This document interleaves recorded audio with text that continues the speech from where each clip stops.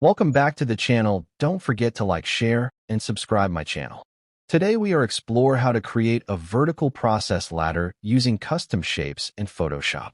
I start by opening Photoshop and setting a tall canvas.